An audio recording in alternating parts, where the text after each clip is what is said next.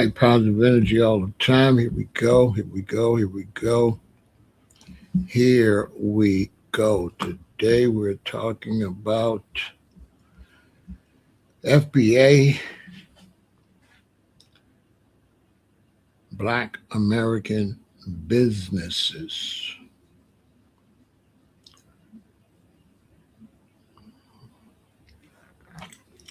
Black American business, that's what we're talking about today. I got a lot to talk about. Come on in, come on in. Let us get 50 people in here and we'll get started. We're at 18. Let us get 50 people. Hit the like button, share, subscribe. I might start at 30 people. Well, now we'll keep it at 50. We're going up. We got 22 people. Hit the like button, share, subscribe. Come on in, come on in. Let's get 50 people over here and get it popping. Oh, I got a lot to talk about. Come on in, come on in. I was on the phone with some friends of mine. I got a lot of stuff what they were saying.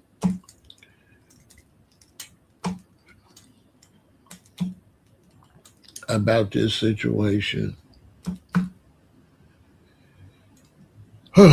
Yeah. For a lot of us that were Pan Africans, this current situation is a little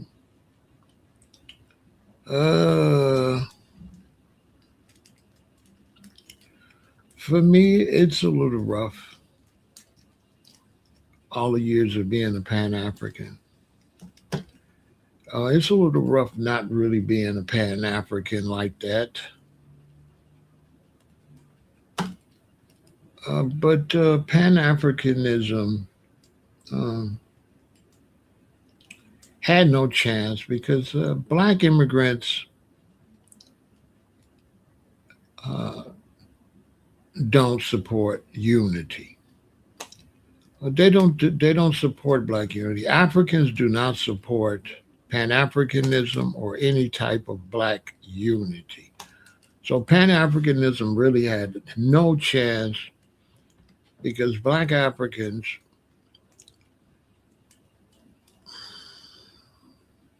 are the opposite of Pan Africanism. They're tribal and very divisive people. This is one reason so many black people in the Caribbean and America have dropped their plans to move into Africa. Nobody wants to be bothered with Africa. And many of the brothers and sisters that went have left and are planning to leave. And Africans are leaving at large numbers. They say 1 million a year, but those are the ones recorded. But there's a good 3 million a year leaving easily. 2 million if you take the lower number. They're all over Europe. Oh my God. Africans are everywhere but Africa. I mean, they got to be in Africa because there's 1 billion of them, but many countries are trying to figure out how to kick Africans out.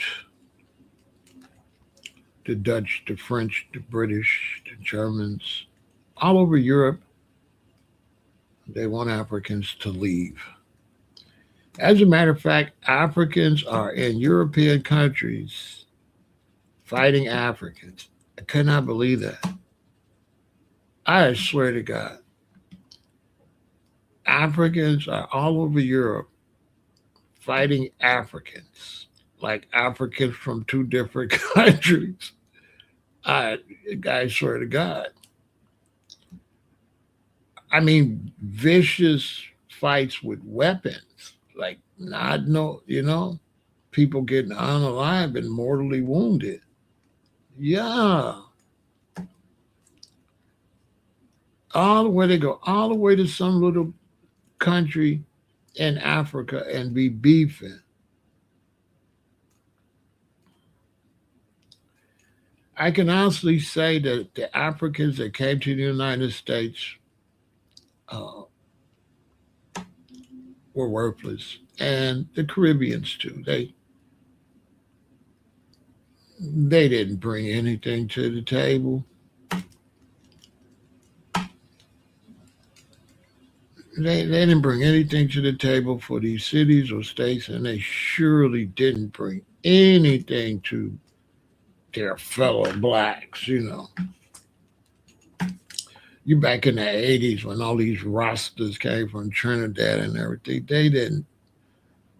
They was lying in that music so bad. They brought nothing worth anything to the community.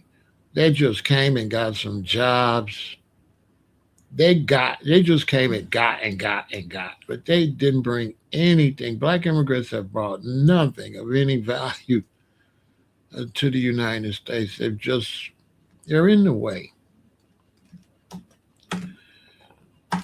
What do you want me to say? Black immigrants are horrible. White immigrants come to the United States, they become white. They lock right in with the rest of the whites. Not Haitians, not Jamaicans, not Africans. Hell no. They come and make our race more divisive. So as the white race grows and gets stronger as white immigrants come, the black race gets weaker and weaker when black immigrants come. In terms of revolution, black immigrants are a total disgrace globally. I speak for a lot of black Americans. We want you the hell out of here. Yeah, we want you out. We want black immigrants out of the United States. We don't want you here. What do you want me to do? You caused it. And then when you say that, it's like you're the reason. No, you're the reason. Black immigrants, you're the reason nobody likes you and nobody wants you in their country.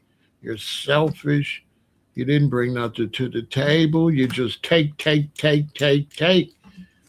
And black Americans, we didn't get here by taking. We got here by working together. That's how we got here for you to even come. That's how we built the Black Foundation for blacks to come here from working together. You come and you ruin our foundation to the point where I'm a Pan-African and I'm no longer Pan-African. I want other blacks out of this country.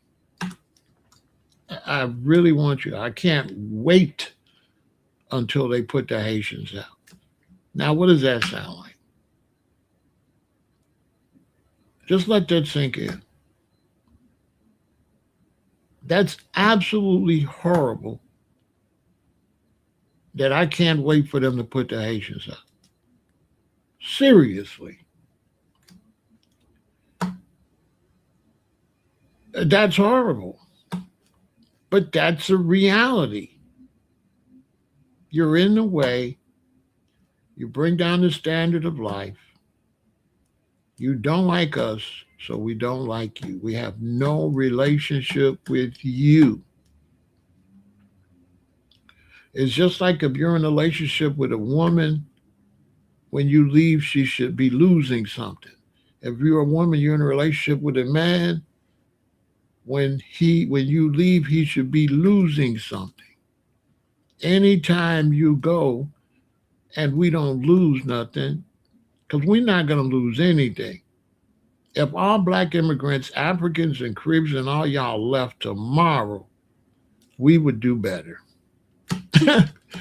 You would be the hell out the way. There'll be more apartments.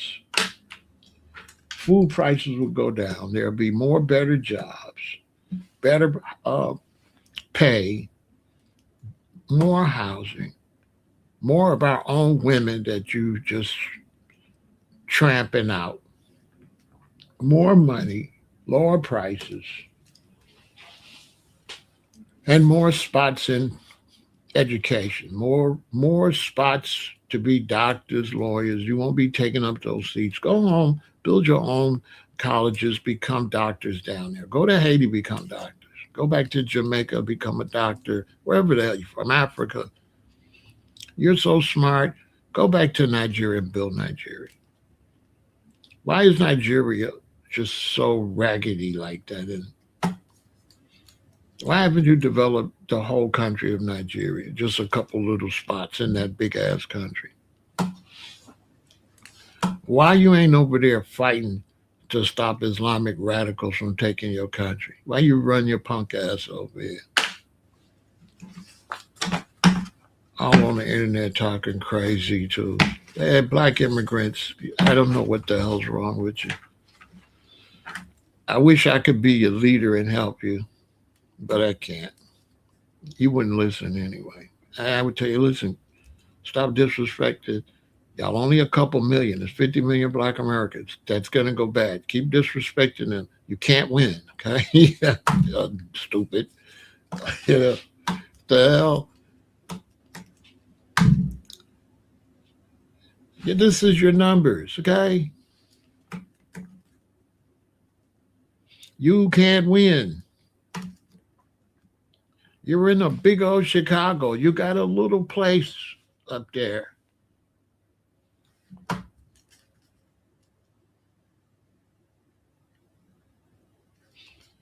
It's not so much to do. It's not so much all that. It's the fact that no, this is not the news. It's not. It's not.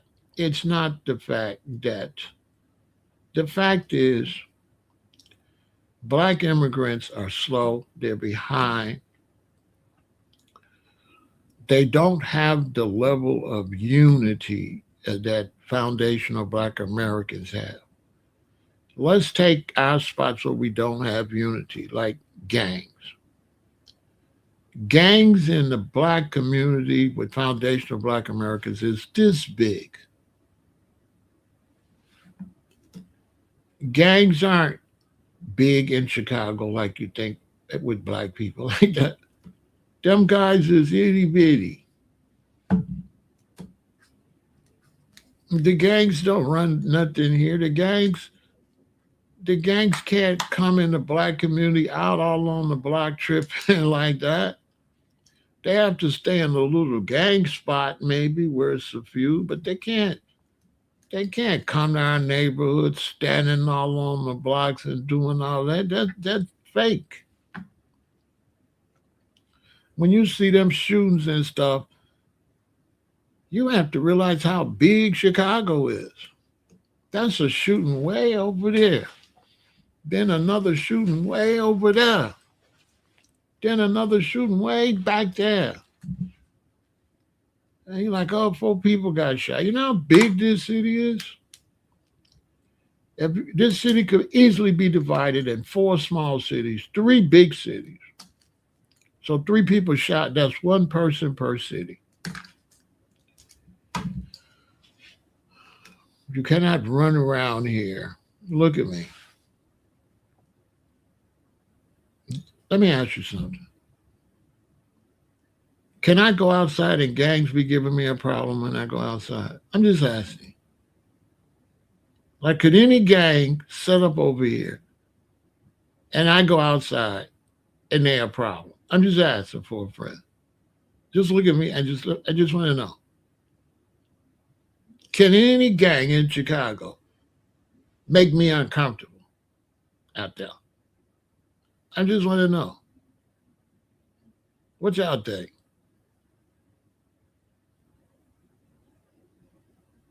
I'm just saying. Are the gangs like from another planet, like Superman or something? Like they're more dangerous than regular citizens? They're more dangerous than foundational black men that've been to Vietnam, that've been to Desert Storm, that's on the police department, that's on the FBI, that go to the range 2 or 3 times a week. I'm just asking that have more weapons than the gang member has because black American citizens, our fathers and uncles,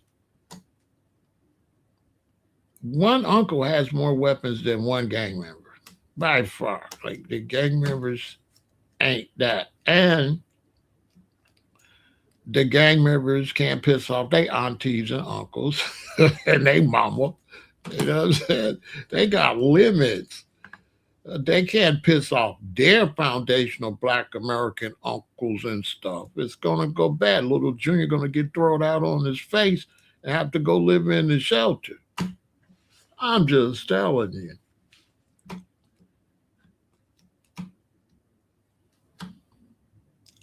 So this place is a billion, trillion times safer than Jamaica, them islands out there, Africa for sure. Black gangs is like a little bit, just a few years. They little, their numbers aren't that big like that. They're little, and also uh, out of the gang members, there's only a few that's violent. 97, 98% of gang members are not violent at all. The GDs are not violent. You know, there is a dude that's violent that says he's a GD, but GDs are not. GDs are not violent. Like people don't understand that gangs are not uh, a unified mentality. Gangs are getting married. Gang members are getting married. Stuff like that. A gang member doesn't mean crime. Yeah, a gang member doesn't. Being in a gang does not mean crime. It doesn't mean a lack of maturity. It doesn't mean a lack of intellect. I mean, I myself, I'm a four corner hustler. Do I look like I'm running around outside? Like I'm just wondering. It's like what the hell? All my friends are gang members. Well, not all of them, but a lot of my friends are gang members. If you go to prison and you get out and you change your life and you get married and all that, you still a BD. You still GD. Being a gang member, uh, doing crimes is not a part of being a gang member. I don't know who taught that, but it has nothing to do with crime. Not at all. As a matter of fact, we have Chicago police officers that are gang members. And the reason they don't get fired, because they are not active and they're not doing crimes. You can't just fire him for being a GD. He got to do something. That's a fact. So I'm going to talk about this situation.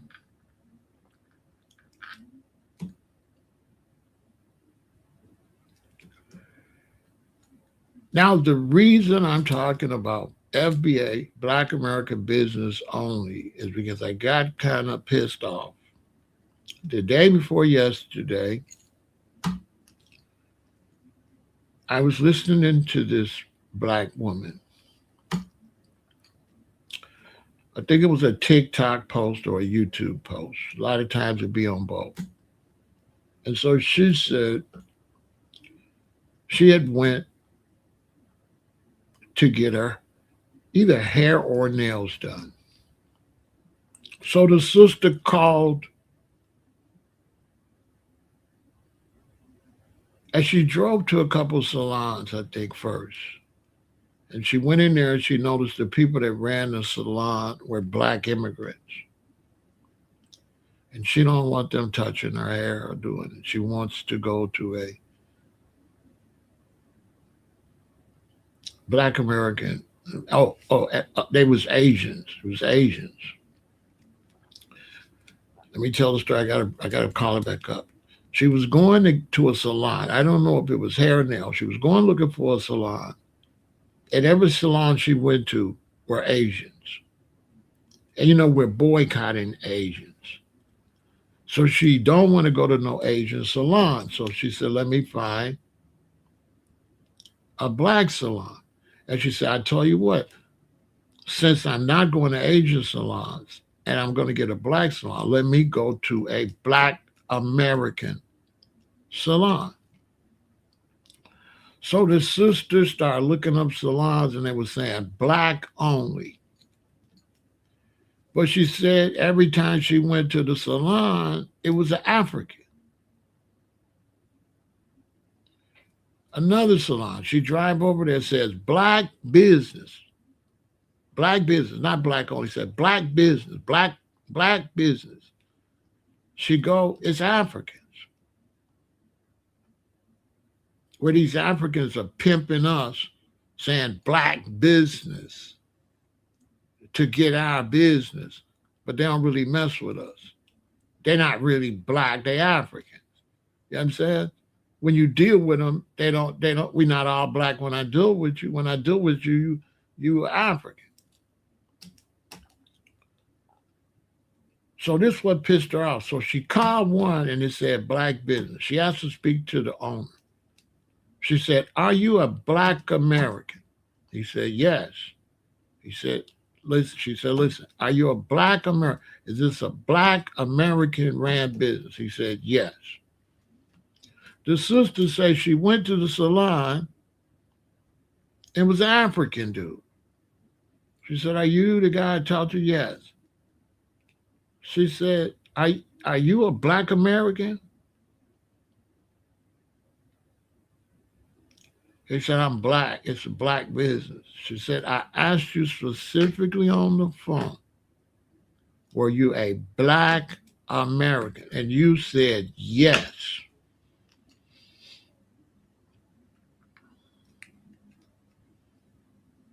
We have to get the Africans the hell out of here. They got to go. Men, you must insist that your women do not go to the Asians or any African businesses. The African businesses got to go on the list with the Asians.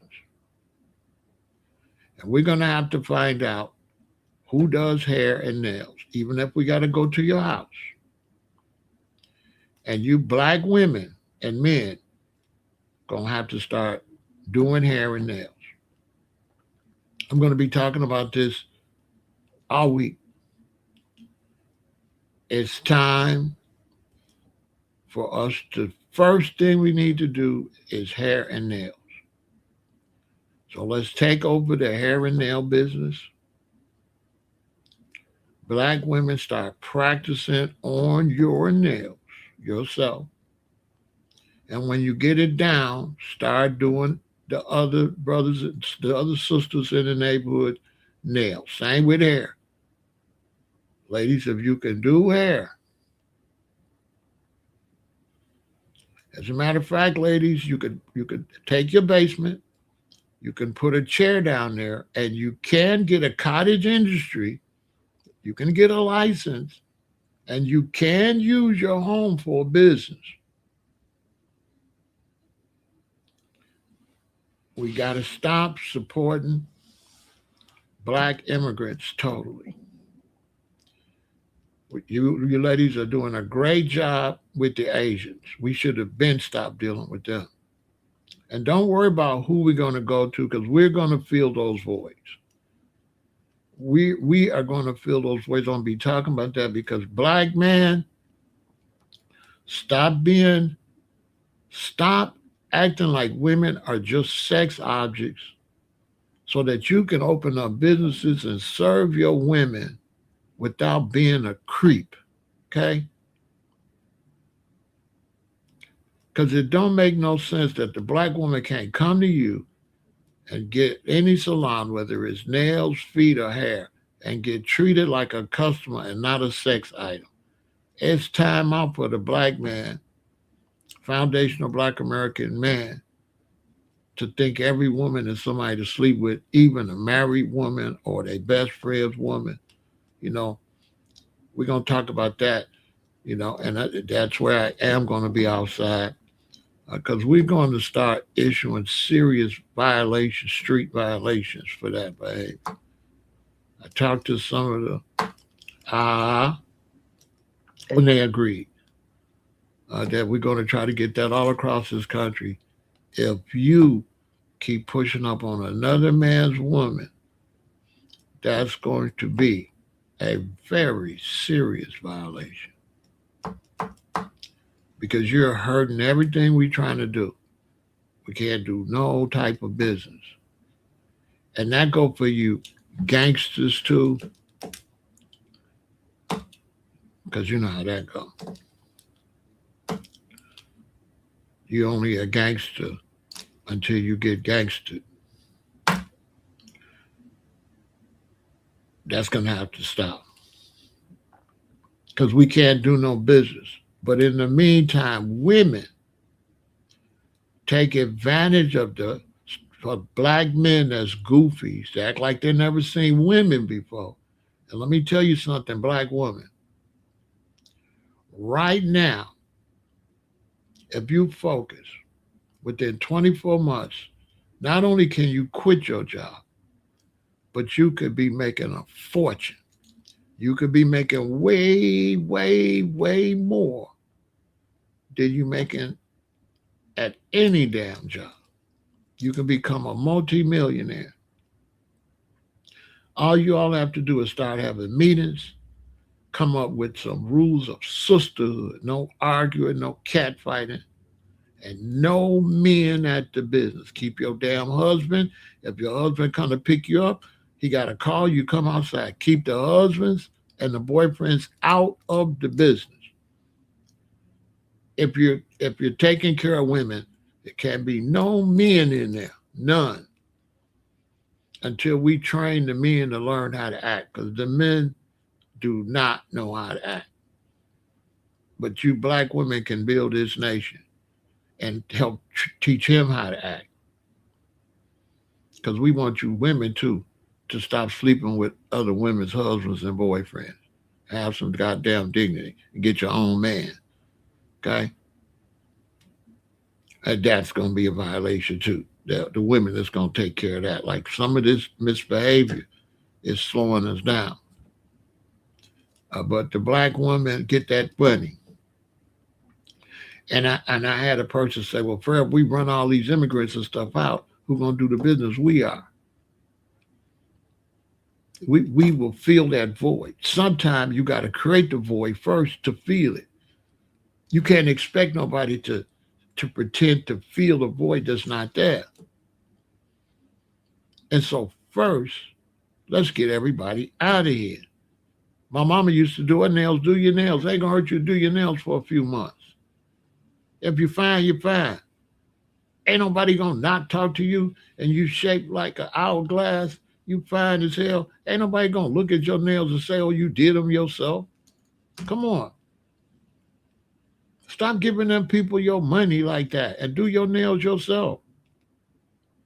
Ain't nothing wrong with you could do. As a matter of fact, look, let's say I'm a black woman.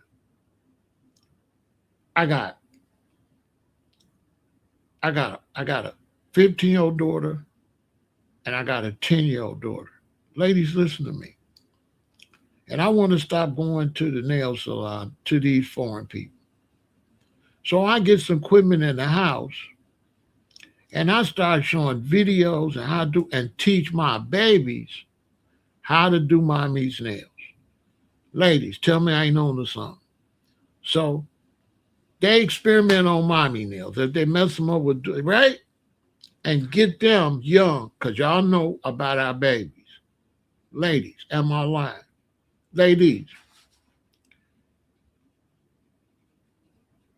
as an older woman, we'll learn and we'll be good.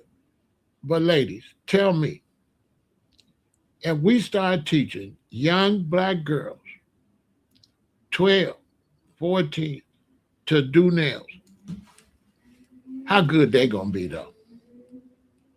They gonna be fire. Y'all know I ain't lying. Y'all know that if I'm a 30-year-old woman and I want to start doing nails, and I teach my 14-year-old daughter and my 10-year-old daughter, Lady Linus, ain't they gonna be better than me? Lady Linus. Ain't they gonna be better than mama? They gonna be better than mama. Y'all know I ain't lying. As a Lady Linus, now tell me I ain't lying.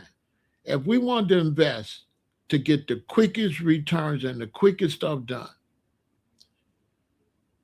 and one got two boys and one got two girls, which one's gonna make the biggest money the quickest? Them damn girls. Y'all, am I lying? I got six kids. If I took two of my sons and put them in business, they would do good. Don't get me wrong. I ain't gonna say they'll do bad. But if I give them a 92, I guarantee you they sister gonna have like a 95, 90. I guarantee you the sister's gonna be a little bit better. I guarantee you. Everybody know that. Everybody know the girls. Okay. Y'all know. The girls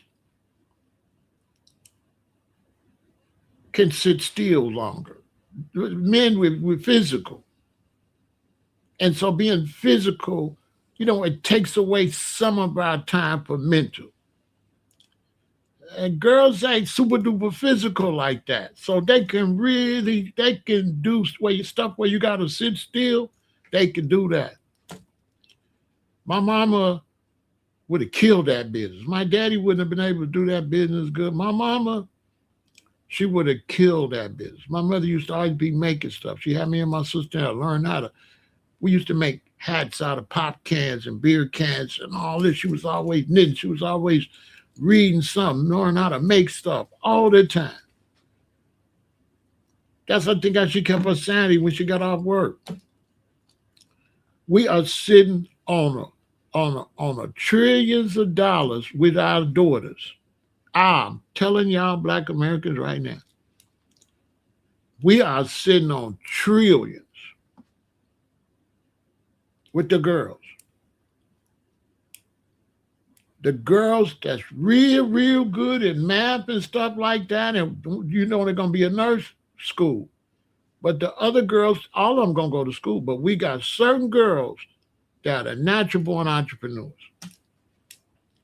that could build multi-million-dollar businesses, and we can run these Koreans and these Africans and these people out the neighborhood and put our daughters right in those doggone businesses. Not only that, we can take these black men and build security companies so that when we do take over these businesses in our community, we got our own security companies.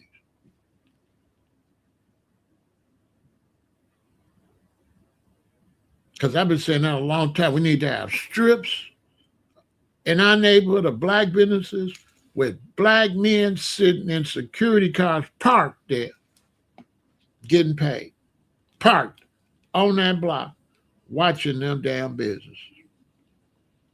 Play with us. You're going to smash, but you're going to get grabbed. You're not going to smash and grab in our neighborhood. You're going to smash and you're going to get grabbed. So we also can be creating our own security forces. And our security forces in our neighborhood will have the intel as a fact. I know for sure if it's a community I live in, and I lived there for a while, and you break in, I will know who you are in 48 hours before the police know. The hood know. The hood know, and we might beat you home. And then we lay the law down. There's been violations for crime, but there's a whole new set of violations for criminalizing your own neighborhood.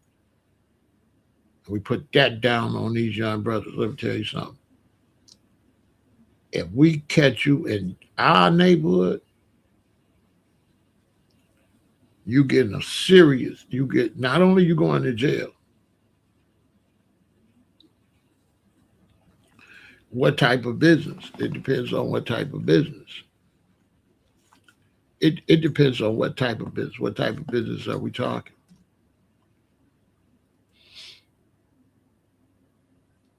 Because we're going to have to stop doing any business with these other people. You know what I'm saying? I don't like doing business with Africans at all. I don't really like Africans like that. I don't like doing business with Asians. I don't like them too much either. Because I don't like giving nobody my money as that, you know.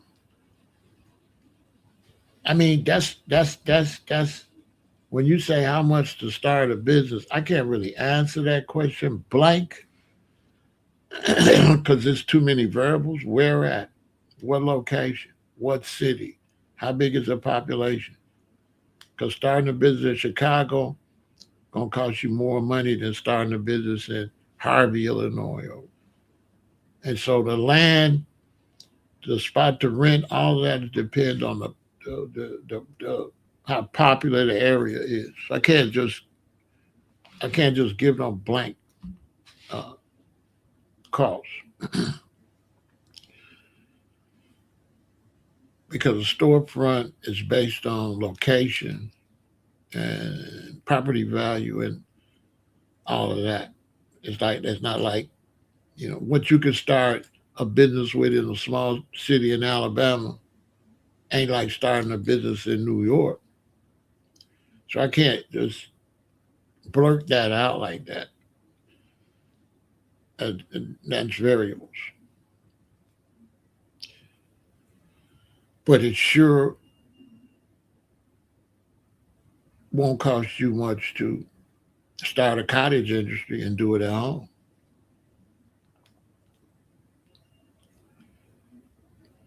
because you can even make food products and stuff at home as long as you legally make it a cottage industry and let the inspectors come out. They just gonna come. They're gonna make sure the water is a certain temperature and stuff like that.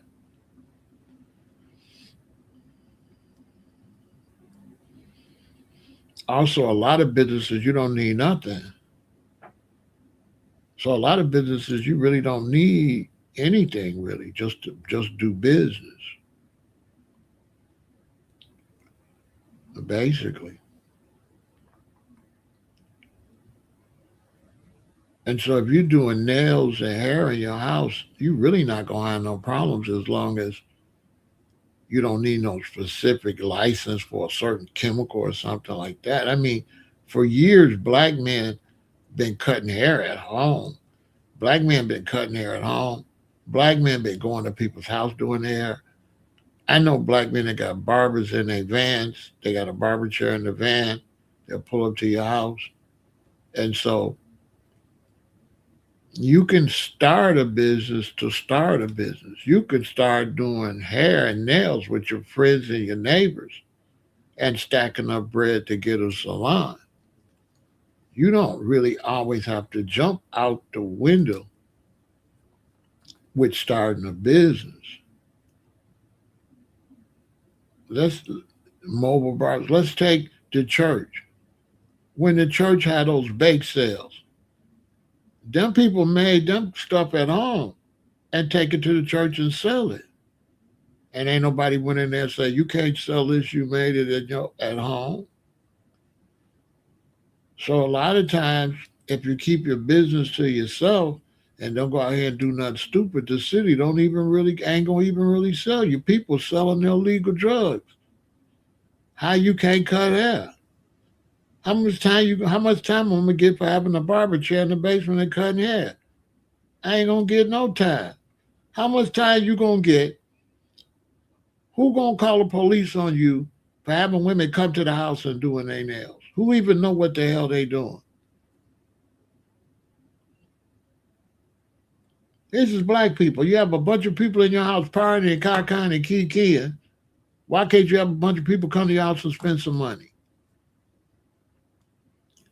In Chicago for years, when the liquor store closed, there's a lady you go and get liquor. She open till 4 in the morning, 5 in the morning. We've been at that. We've been at that. We've been at the candy lady at the house, the lady that sell the pickles, the icy cup lady that sell icy cups. We've been doing that forever. So there ain't nothing stopping you from starting and doing the business and then building it up. And I tell you something else too. You could get in trouble quicker with food if somebody gets some bad food and gets sick. You ain't gonna hardly get in no trouble. You're gonna get in trouble for doing somebody else, doing somebody else.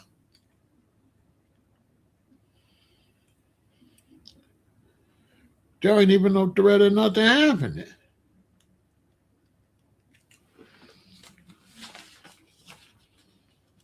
But whatever, we gonna have to do business ourselves, Foundation Black America. We're gonna have to stop spending money with these other people, with these Africans and these people. We have to, and Asians and everybody. We have to stop doing business with them.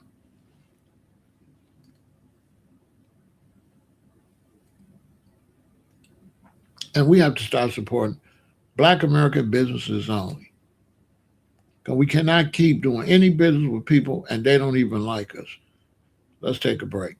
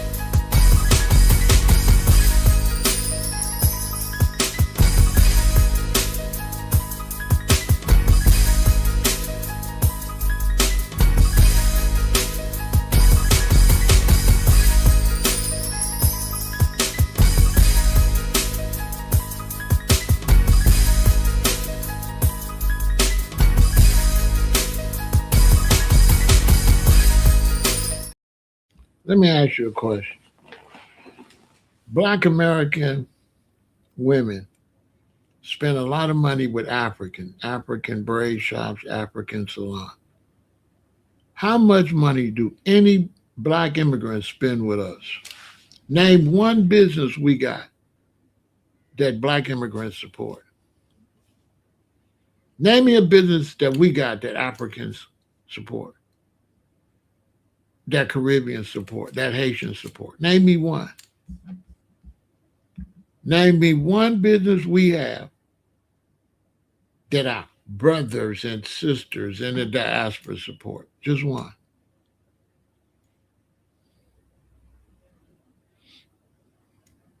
Name me one business.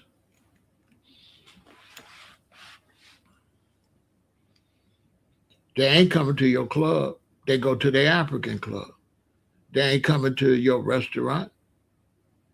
You don't see black immigrants coming to soul food restaurants at all. They don't come none at all.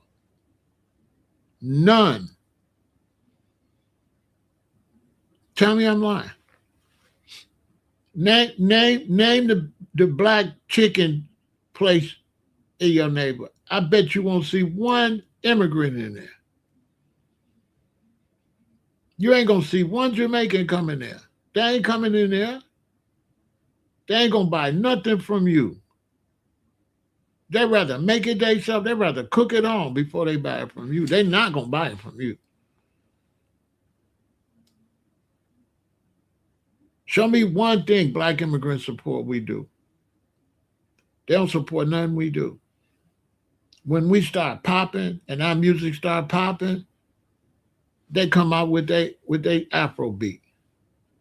They wouldn't even support reggae. Africans in them didn't support reggae at all. They came to sell fake bootleg reggae shirts. But when we was pushing that old Pan African reggae and all that, Africans didn't get involved at all. Ask somebody. The whole Pan African movement in LA in the 80s and Chicago and all across this country was foundational black Americans and Jamaicans. That was it. And it was like 5% Jamaican, 95% foundational black Americans. Facts. That whole black conscious festivals and all that was all foundational black Americans and a handful of Jamaicans, maybe one or two Virgin Islands or something like that. And we was always the backbone of all that too. Look at Sinetta TV. That wasn't no Africans, that was us. There wasn't even none of them Caribbean people and nobody like Sinetta. He made all that money off of us. Talking like us, looking like us, dressing like us. That was all FBA over there watching that bullshit. I guarantee you. I guarantee you Sinetta's show was 90% FBA and 10% wherever the hell he from. Guarantee you. Tell me I'm lying. Them other people don't never support us with nothing. All they do is take. And what happened is they've been doing it for generation and generation. And somebody asked me the other day, they said, well, why y'all separate from other blacks? Because of the internet. We didn't know what they was doing until the internet got bigger over the last 7 years or so. So now we can see a lot of stuff that we never could see. And now we can see they don't like us, they don't support us, and all they be doing is trying to pimp us for money. The Africans, the Caribbeans, all of them. As a group, not individual. There's some cool individuals, but I'm saying as a group. They don't do nothing but exploit us. They not brothers and sisters. They are not. We are on our own.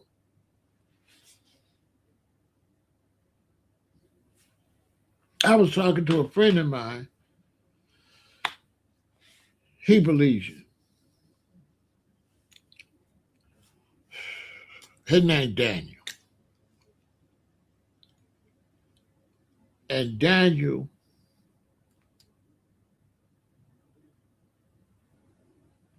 is pissed with the immigrants. And he believes you. And he told me, as Belizean, he said the immigrants in America are the worst ever. And he believes you.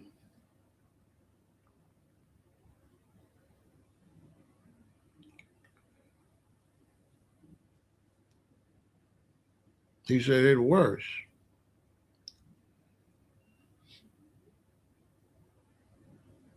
He said the only people that's respectful, that's black, he said, is black Americans. He said without black Americans, him and his business and his friends' business, all the mechanics stuff, so they wouldn't make a quarter. He said if they had to depend on Africans and Caribbeans and black immigrants, they wouldn't make a quarter. The only people come and spend money with them and be friendly and bring their cars or come and do different things based on that business be black Americans. He said the black immigrants is some of the most selfish people in the world. That's what he said as a Belizean. He said they're horrible. And he ain't lying, they are. They don't never bring nothing to the table. They just eat off the table. If ICE threw all of the black immigrants out of the United States, you wouldn't miss nothing. You'd have more money. You'd have a better life. The crime rate would go down. We wouldn't have them keep saying black crime because they keep identifying them as black, right? And so we get lumped. We get lumped with them when it's bad, and then when it's good, they want to separate. We get lumped with them. They don't bring nothing. I'm in Chicago. Black immigrants ain't doing nothing for Chicago. When I say nothing, I mean zero. Nothing. Sometimes they'll get a super coon and he'll be some chef or whatever around whites. And a lot of times they try to play off whites like, I'm not the black American like that. They are nothing. They play with what, they play with our struggle against white America. Black immigrants go in there and play the role like, well, I am not like them. I am different. That's how they play us against whites. They sell us out. They be cooning and shit. They the biggest coons in the world. That's why you see the commercial, you know what I'm saying? Where they always serving on the tourist commercial. He bringing them a plate. You know what I'm saying? He always bringing them a plate. He always welcome them. Welcome to so and so hotel. He's always the butler. He's always the doorman. They the ones play them roles. Yeah, black immigrants play the servant roles, all the servant roles. He's the butler. He's pouring the champagne.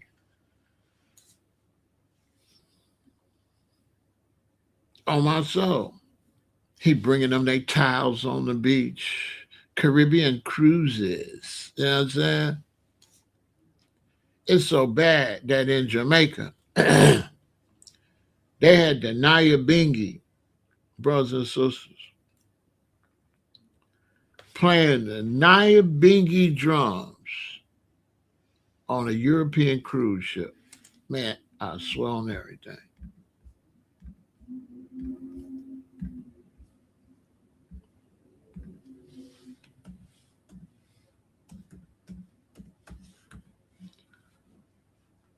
They had the Nyabingi drums. They had them on a cruise ship singing anti-oppression oppression songs.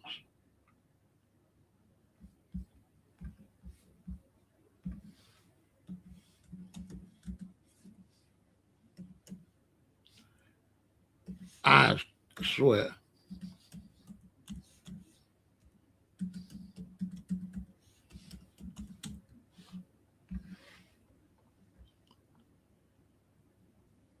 Listen,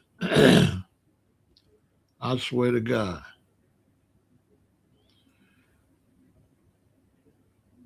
They had some Nyabingi Rastas on a damn cruise ship.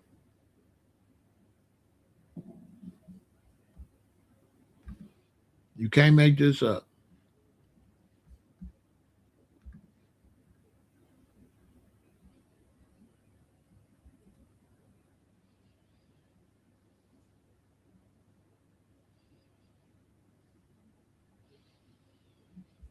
Can't make it up. Chatting down Babylon on the Babylon cruise ship. You can't make it up. You cannot make this up. I'm going to show you. Hold on. I'm going to show you. Talking about a reggae cruise. Man, then they on there cooning.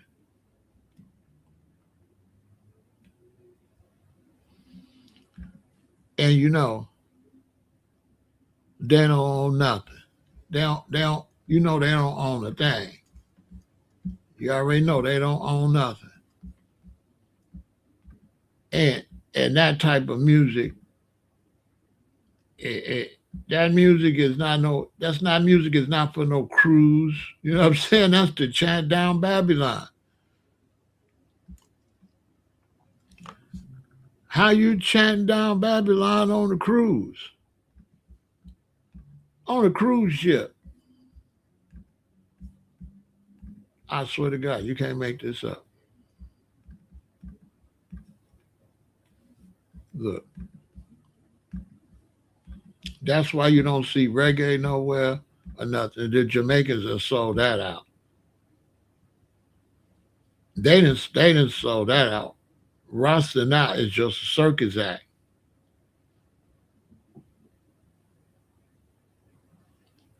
They didn't turn Rastas into clowns. Circus act. Look, and if you look far in the background to the left, you'll see the lady there, so you know who they entertaining. You know damn well they not entertaining no black people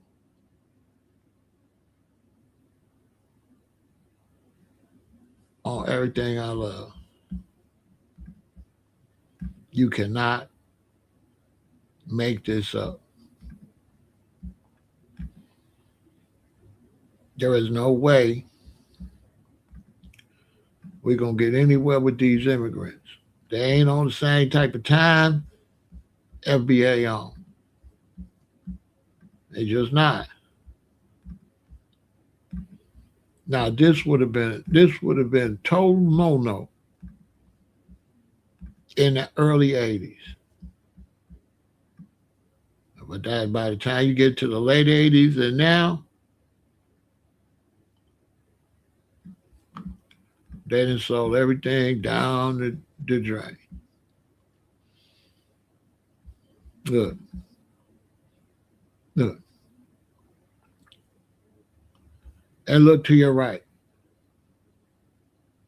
That's Bob Marley's son, the one with the beard. That's Bob Marley's son. Ain't none of them Marley boys worth 2 cents. Not one of them.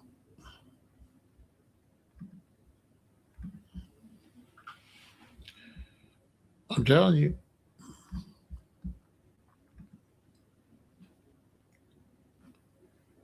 I'm telling you.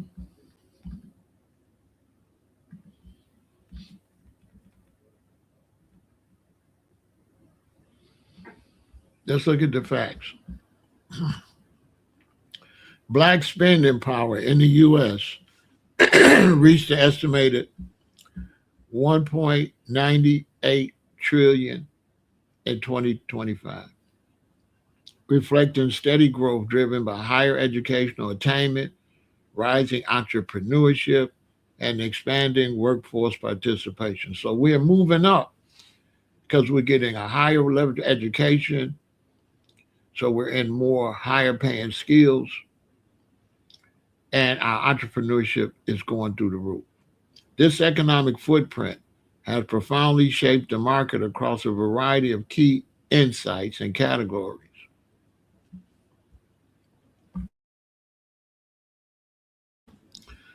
High discretionary spending. Black households account for 14% of all U.S. discretionary spending, contributing heavily to categories such as apparel, personal care, and media. Cultural influence and brand loyalty. 67% of black consumers pay closer attention to brands that reflect their culture.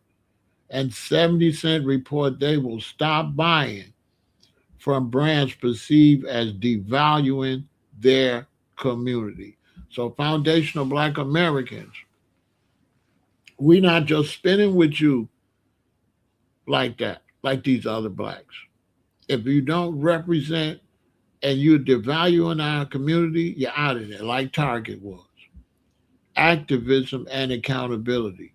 The economic influence of the demographic has led to organized oversight, such as the NAACP Black Consumer Advisory, which holds corporations accountable for their DE and I, diversity, equity, and inclusion commitments. Digital habits. Black consumers remain a hyper connected audience spending significant time on platforms like YouTube and streaming services, which account for nearly 46% of their television time. So they said we ain't really watching TV. We on YouTube tuning into specific conversations that we want to see. We not just watching whatever you put on TV.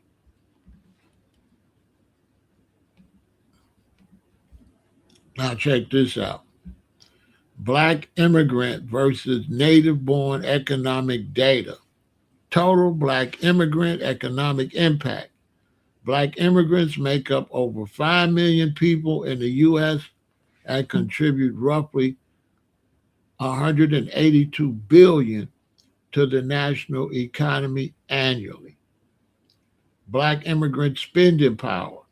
Households of black immigrants generate spending power of more than 114 billion, a figure that grew by 7.1% over the recent 3-year evaluation window. Native born residual buying power. Subtracting the economic activity of black immigrants from the overarching multi-trillion-dollar total provides an estimate that remaining buying power is predominantly held by native born black American, historically referred to as African American, which equates to roughly 2 trillion. You see 114 billion? You see 2 trillion? You see the difference? You see who really got the money? Disparity between spending and wealth. Discretionary income. Native born black Americans make up 14% of the U.S. discretionary spending, directing 272 billion toward non-essentials. That's what we got to change. The wealth gap. Despite having immense consumer spending power, native born and overall black households face an ongoing wealth deficit, with the median black household net worth sitting at 44,000 compared to 284 for white households. And so you see, we really got the power. We really make a lot of money, but we have to focus our money and we have to get other people out of our communities and out of being uh, categorized with us and out of our pockets. We can't let black immigrants come here and take bread, food out of our mouths. They got to go, especially when they don't respect you and they come and eat off your plate, because that's our plate they're eating off of. Because the way America's set up like this, you got the black foundational black American money, and you got the foundational white American money. And when the blacks come, they got to eat off our money. They're not gonna get none of this. So all that money that black immigrants is getting, it ain't coming from whites at all. They take it from us, billions from us.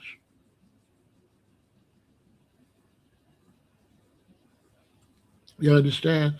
It's 1 billion% black immigrants, because if you black, you're gonna be held on a higher regard than everybody else. And people say this all the time. What about the Indians? What about the other people? To hell with them. We focusing on the black ones. The Indians don't owe us nothing. The Asians don't owe us nothing. The black ones are the one that owe us, because we always get categorized with them. We don't get categorized with them other people. We want to break away from the ones we get categorized with. Now, if they categorize me with the Chinese and the Asians, and then they add all our money up, yeah. But they categorize me with the other blacks. but the other blacks don't mess with me.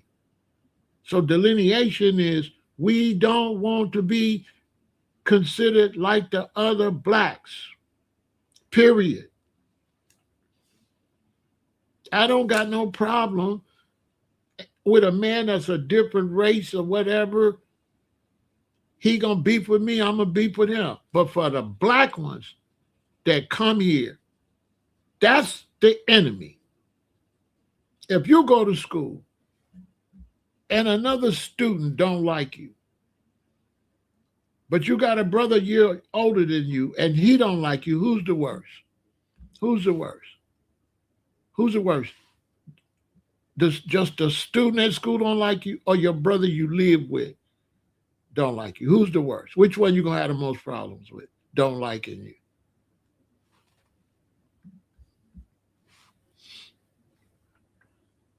And if you got a rat and the traitors, can you fight against the other people? Okay. If we're going for something political as black people,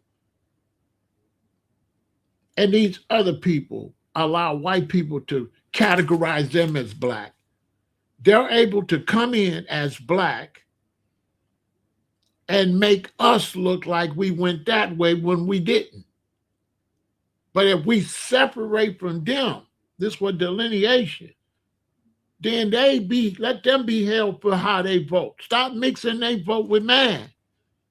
Because then they vote against my best interest, and it make it look like we voting against our own best interest when the whole time it's spies and agents that's voting against our best interest. This is why we delineate. That's why we don't want them calling themselves black. I just went through that. Where the sister kept calling and said, "Are you black?" The man said, "Yeah." She said, "Are you black American?" He said, "Yeah." She get there, "You're African." They go get these stores. They say, "Black owned." That's pretending you me. Black owned come from us. We was the ones that put black owned on our businesses. Now these black people that don't even deal with us come open up a business that says black owned. Y'all cool with somebody saying their business black owned that don't even deal with us?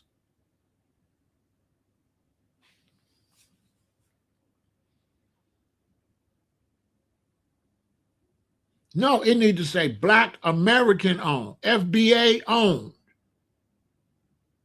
FBA owned. Not no goddamn black owned. It needs to say FBA owned.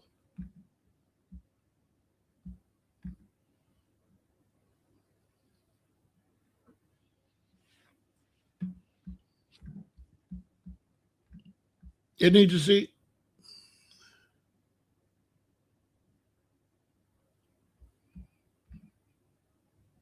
Look.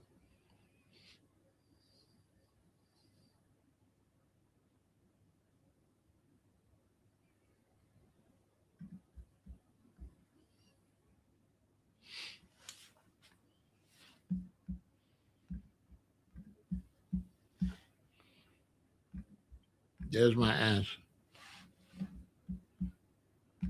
Get with the program or get gone. What about it? Okay, get your ass out of here. You soft. Yeah, you soft. Stay out the way. Stay out the conversation. You soft. Stay out the conversation.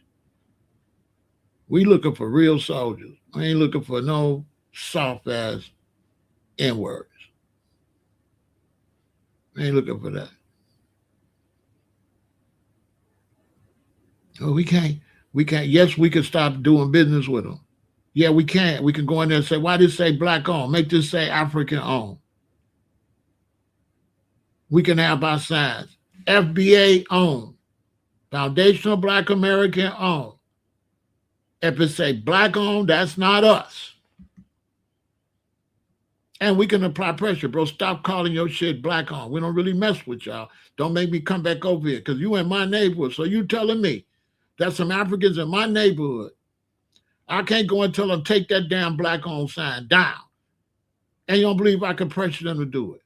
Man, you crazy. This is why the Africans is chasing out the Africans for that type of behavior.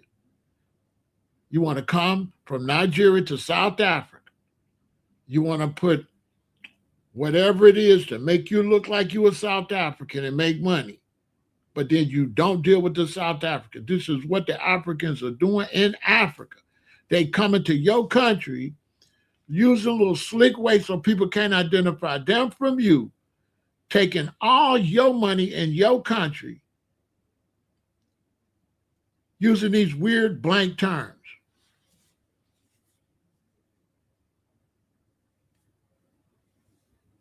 No, you're not black, you are African. It's African owned. Say African. Say African. Don't say black, because you're not unified with no black people. Black is a term we came up with that stood for unity. And you can't be no tribalism and call yourself black. You know what I'm saying? You can't be pushing tribalism, but then use the term black, which was something that we made up in the 60s before your black ass got over here. Say it loud, I'm black and I'm proud. Ain't got nothing to do with no Africans. Black power ain't got nothing to do with no Africans. So don't be coming over here talking about you black, you Nigerian. Okay? Nigerian owned. You can't be black 1 minute and then Nigerian the next minute. No, that's not going to get it. And we don't want to play with nobody soft shoeing. If you soft shoeing with the issue, get your ass out of here.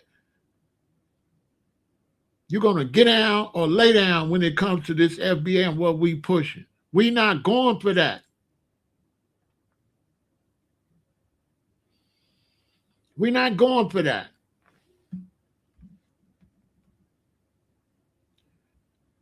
And I'm going to be talking about that later. I got a whole issue. I'm going to break that down.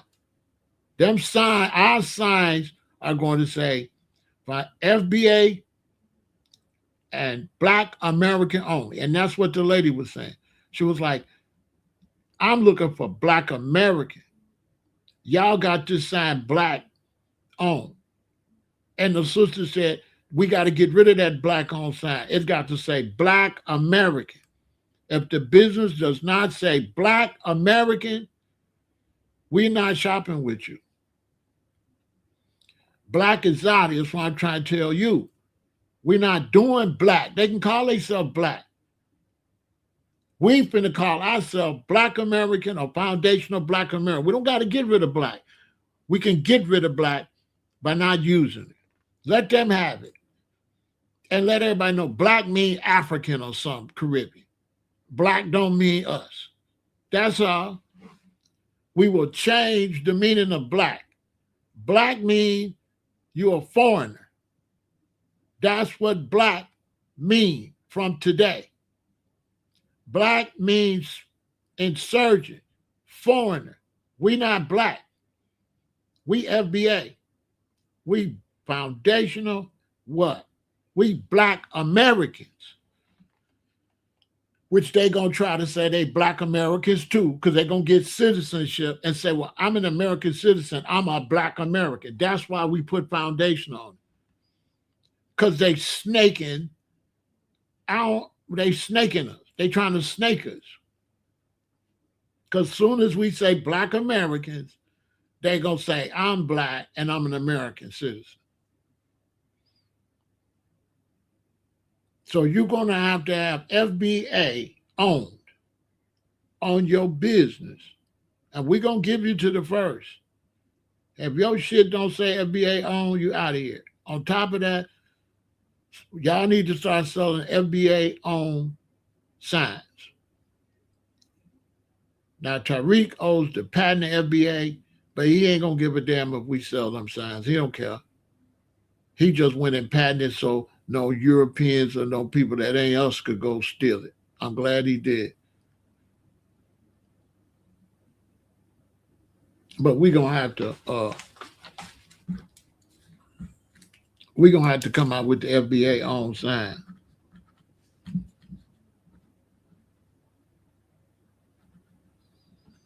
Real talk. Because this can't happen like that.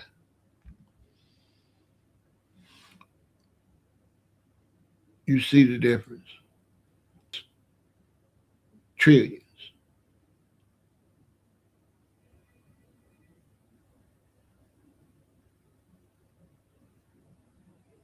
And it's only 5 million of them. It's 50 million of us. It's 5 million black immigrants. They don't bring nothing to the table. They don't really mess with us. The largest wave of voluntary black immigration to the U.S. began in 1965 and accelerated heavily in the 2000s. So that's when they all came. The passage of the Immigration and Nationality Act of 1965 abolished national origin quotas. They need to bring it back. And the Immigration Act of 1990 introduced the diversity visa program. They need to get rid of that. Dramatically increasing immigration from Africa and the Caribbean. They need to overturn that. They need to overturn that. And the only one's going to do that is the Republicans. The Democrats is out here. We're not, if you're not getting rid of these other black people, that's not our friends. They're not our friends. They got in the door because we thought they was brothers and sisters. They're not. And there's nothing worse with somebody that looks like you and don't like you. I'd rather deal with somebody that don't like me, that don't look like me, but somebody that could be an impostafarian and look like me can do me way more damage. And black Africans and black from the Caribbean are way more dangerous to the plight of foundational black American than the Hispanics or Asians, by far. The only Hispanics that's a problem are the ones that's black. If your ass is black and you don't ride with us 100%, we going to get your ass out of here. And we not going to buy from you or nothing. I'm not buying nothing from no blacks that ain't foundational black American. I'm not buying your food or none of that stuff. That stuff's over. I usually eat at the Ethiopian restaurant. I'm going to have to stop. Because because the Ethiopians is weirdos too. And they definitely are not riding with foundational black Americans. They restaurants is always up around the white communities like that. They don't seem to be friends to me, Ethiopians. Because they all in Washington, D.C., and I guarantee they got no type of connection to the black Americans except the dollars they can make from them. I guarantee. As people say, "Oh, Pearl, you promoting division." Listen, how we creating division when there was never any goddamn unity. We ain't never had no unity. You can't have division if you ain't had no unity. Show me the unity first. Show me the unity, and then you can say FBA is creating division. Show me the unity. Don't be saying we creating division. Show us the unity. Show it to me. Because I ain't seen no unity with no other blacks. All I've ever seen with foreign blacks is them eat off our table and take money from us. Just like the Arabs and all that. And people say, what about the Arabs, Asians now? First things first. Once we shut the black ones down, then we'll go to the others. Don't think we ain't going to them.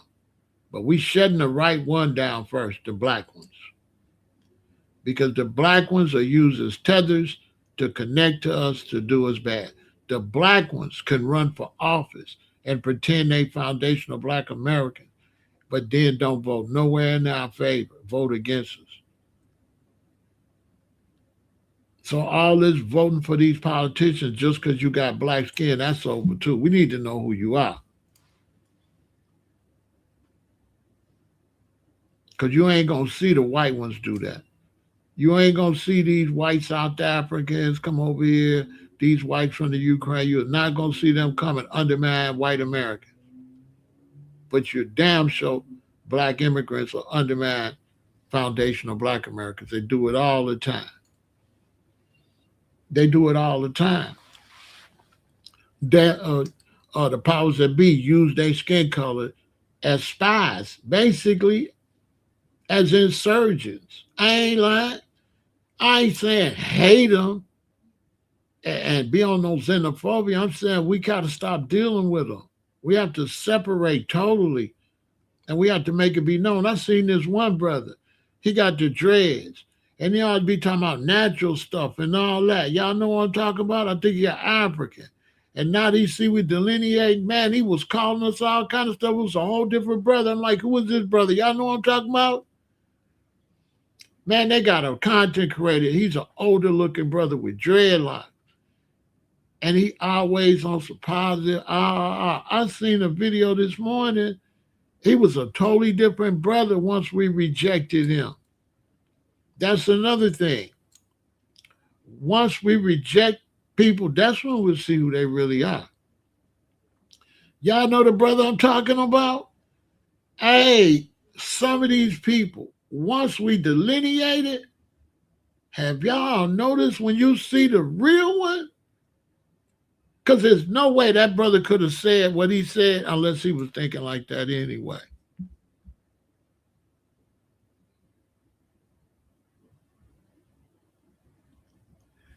Yep, they get in there and they be anti-reparations.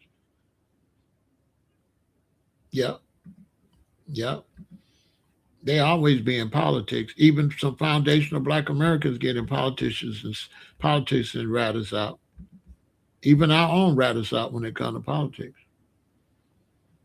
Even our own. I ain't kidding. Even our own rat us out. Even other foundational Black Americans rat us out. With the light gray beard, what's his name? Man, the man talking crazy. And it's like right now, I'm delineating. But you don't see me. I'm not going, you ain't see me go too far with immigrants and Africans. I just want to delineate. I don't feel like they treat us right, but you ain't seen me release no like secret hate like that. You ain't seen me start disrespecting them brothers and sisters. I just said we just don't want to deal with y'all. We don't want to support your businesses. We want to separate. But I'm not going, you ain't going to see me say nothing all the way opposite of what I used all of a sudden. You know what I'm saying?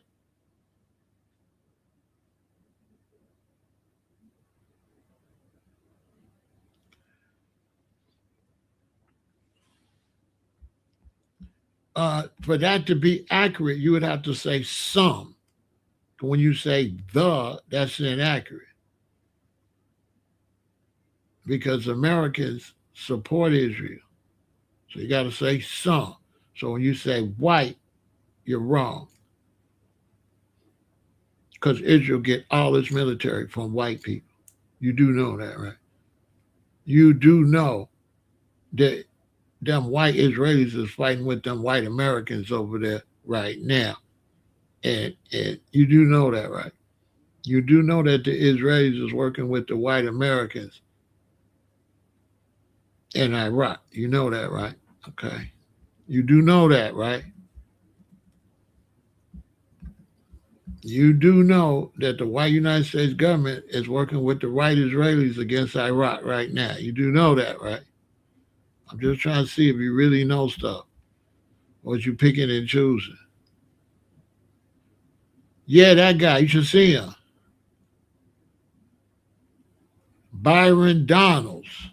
Hold on.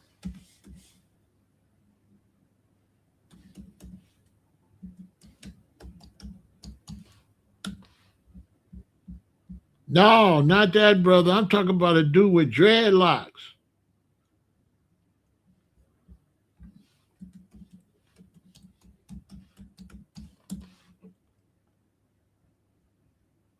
No, I'm talking about a dude with dreadlocks. He looked kind of old looking.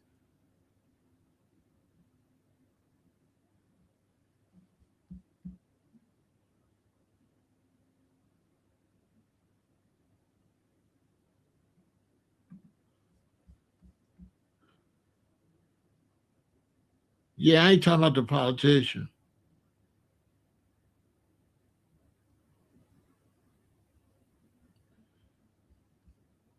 You don't think I don't think in the end it's important. Yeah, burn the bridges, kick them out, throw them out, deport all of them.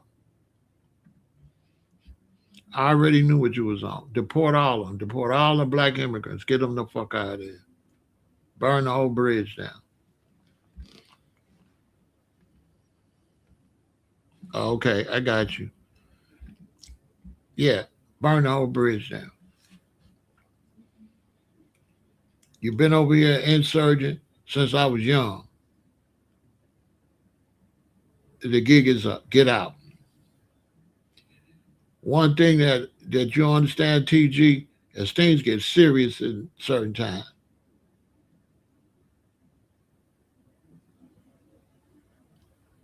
Things are serious right now, and we're not playing no more. Like what you're saying is keep playing with them, playing with people that have ruined the Black Power movement, right? Because those people wasn't involved with the MLK and all the rights you got and all the civil rights you got. Ain't no black immigrants got nothing to do with that. That was all Black America, foundational Black America, the civil rights. That's the only reason you get on the bus or walk down the street. And once you could get on the bus and walk down the street, that's when the black immigrants ran their ass over it. Okay? Now, you listen. No, you listen. You listen. Don't say nothing.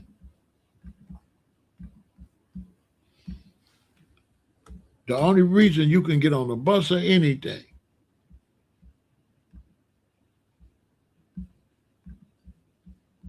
is because of the foundation of black Americans, because of these people. There was not no black immigrants over here because black people couldn't even get on a plane. Black people couldn't even get on a bus. So let me ask you something.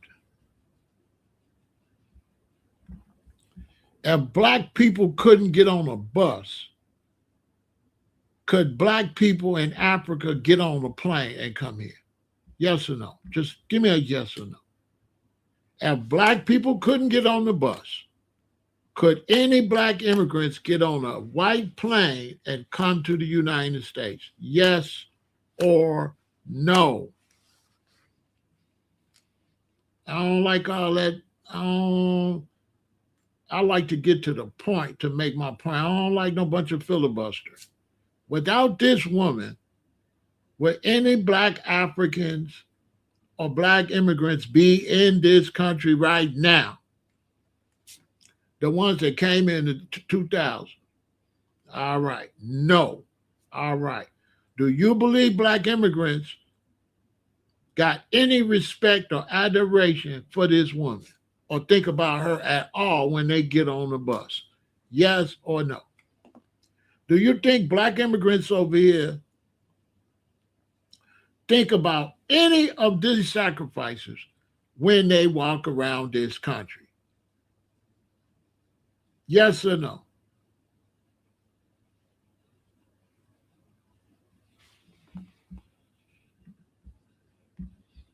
Do they treat us with any regard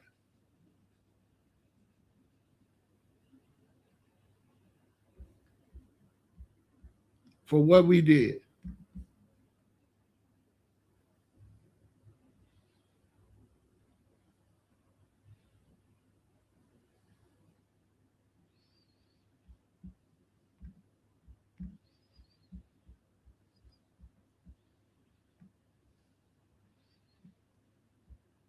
Do they care at all that black people walked for a year to work?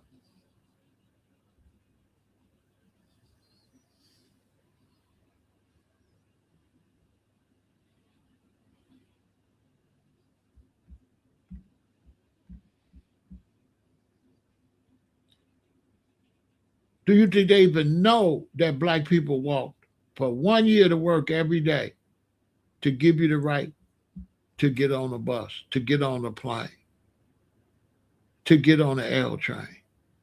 Do you think black immigrants no care anything about those sacrifices that we made for them to be in this country? Do y'all think they show us the respect for that? Because if you do, you're a fool.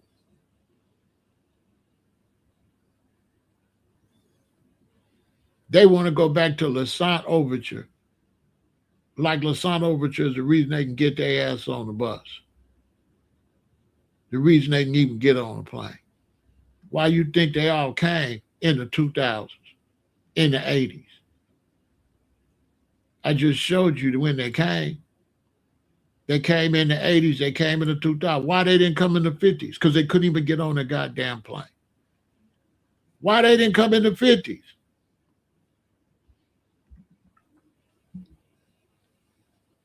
They secretly hate black America. Let me ask y'all something. Do black immigrants come outside where we at and tell us they hate us in America? I'm just asking you. When I'm outside in Chicago, do black immigrants show me any little signs of dislike or hate like that? The only time they did that when I drove Uber and I couldn't really deal with them, and when I would pull up in front of the hotel, the black Africans would come and knock on my window. Why are you here?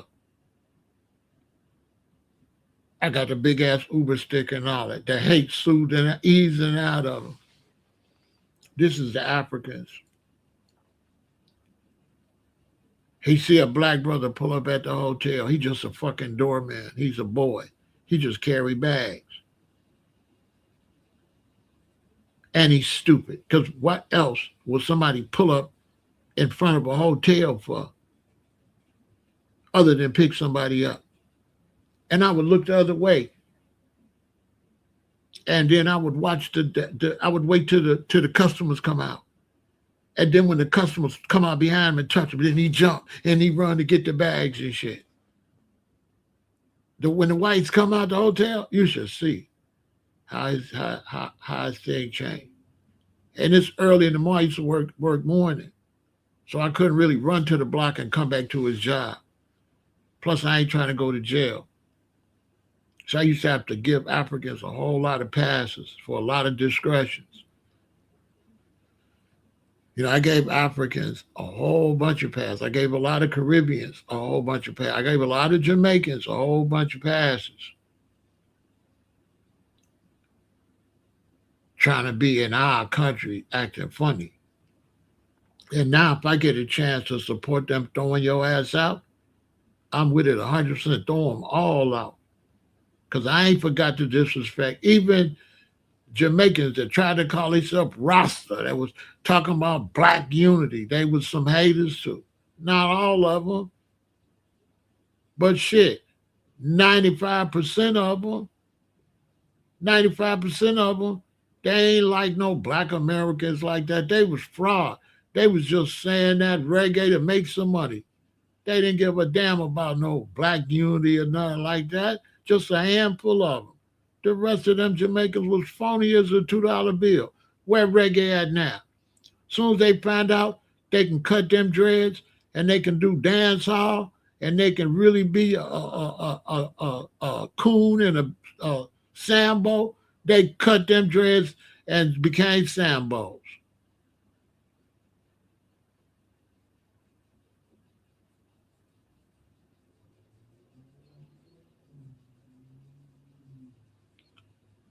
Man, I won't give a damn about no Africans. No, the Africans underestimated us. If you had to pick who had the worst underestimation, it's them. They the ones underestimated. They the ones didn't know what they was at. Give it a few days. We'll readdress that when they throw the Haitians out and tell me who the Haitians underestimated. Yeah, the Haitians underestimated when they gonna be coming to us begging us, and we're gonna be like, "Fuck you, get out." Black immigrants, y'all the one underestimated who you was playing with. We could have been took care of you. You ain't run no game. We was just busy. We ain't worth no 2.2 trillion because we was thinking about you. We was getting the bag. We worth 2.1 trillion. Y'all worth a few billion. It's 50 million of us. It's 5 million of y'all. We ain't got time to pay no attention to no crumbs, no little 5 million. Y'all ain't nobody. Listen, man, I'm in Chicago. Y'all think black immigrants is something? Black immigrants is nothing in Chicago. Chicago is white and black with a sprinkle of Mexicans. Chicago is not black immigrant, nothing. Okay? Black immigrants don't run shit in Chicago. There nobody in Chicago. They got their little hole in the wall where they go have their little parties. Africans ain't nothing here. Caribbeans and them, they nobody here. Mexicans barely got any sway here. Chicago is black and white.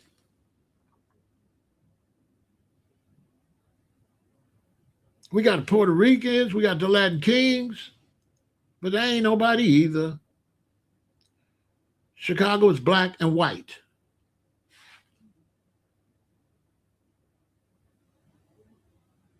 Who remember during the pandemic when the stores was all closed and blacks tried to go over in a little village where the Hispanics at, and the Hispanics beat up a couple of blacks, and the next day had a pizza party for the blacks?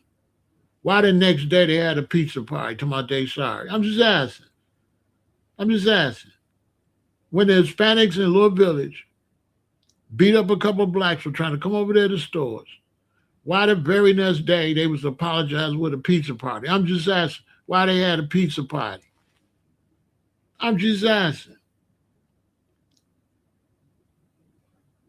Why they flipped that quick and had a pizza party and apologized to black people? Why they do that very next day? It wasn't even 24 hours. I'm just asking y'all. In Chicago, why was the Hispanics copping, please? Quick. Real quick.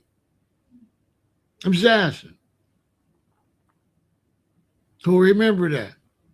Why they copped a plea? Quick. 14 hours. Would have been quicker, but it was nighttime.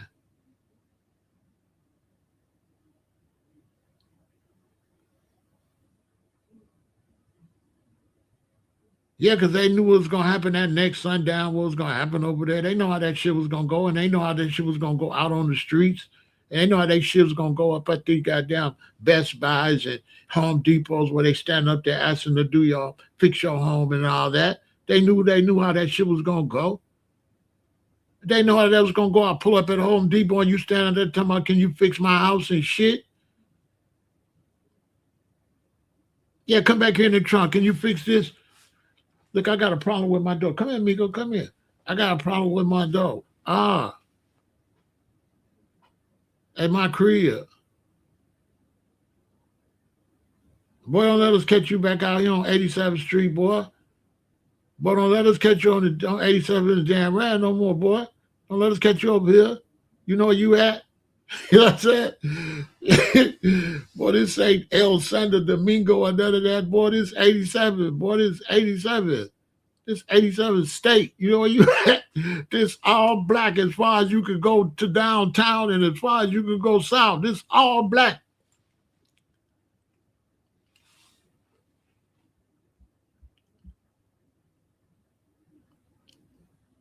Yeah, don't nobody care nothing about you with the fake Malcolm X. You know what I'm saying? Listen, nobody cares about you. You know what I'm saying? With the fake, we don't give a damn. You know, you can't tell me nothing because Malcolm X was beefing with the nation Islam. So how can you tell me something about beefing when you got a buster ass nigga Malcolm X over there that was beefing with Elijah? Shut your stupid ass up and get off my damn live. You got a loser on your page. Malcolm was a goddamn loser beefing with Elijah. You talking about no beef with a picture of Malcolm X, who lost his life beefing with another nation Islam. Bro, get your stupid ass out of here. You know what I'm saying? What the hell? Bro, if you don't get your ass out of here, I don't respect no damn Malcolm X. It's Elijah Muhammad over here. I ride with Elijah. I ain't never rode with Malcolm once I found out he was a buster. And don't worry about us. Man, your own goddamn business. Yeah, we ain't fucking with them people. And we don't even really know you black. We don't know you coming over here with all them fake pictures and stuff. You some kind of immigrant or something too. Shut up and make sure your people stay in line too. We not gonna do no business, or we're not gonna deal with none of these Africans and none of that. We want them deported. I want them deported. I'll speak for myself. I wouldn't care if they deport every one of them. I don't hate them, but they don't. I don't see no benefit. They don't benefit me. They really work against my best interest. I'm looking out for my family.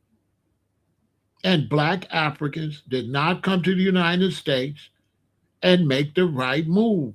Neither did black Caribbeans. Y'all came here and made the wrong move. This is just what it is. You got to get in where you fit in. You came in and become a slick enemy of the people that's responsible for you coming here. You bit the hand that feeds you. That's what they did. They bit the hand that fed them. If it was up to these other people, they would have never let you in here. All of these black immigrants came into the Democratic Party that was heavily black supported. If it would have been up to the real hardcore racist whites, there wouldn't have been none of these black people, no Africans would be here. They would have only brought you over here on a work program to work at hospitals and stuff and sent you home, just like they're going to do.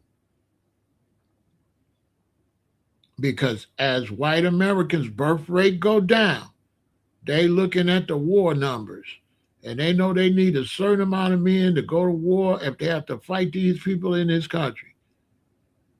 And so the white America is bringing in white South Africans, white Ukrainians, and they're going to bring in whites from all over the world and make them U.S. citizens.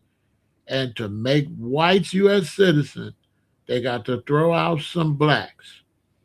And what the white man is very smart, he looks and say, these blacks right here don't treat black Americans any good. Black Americans don't like them. We could throw them out.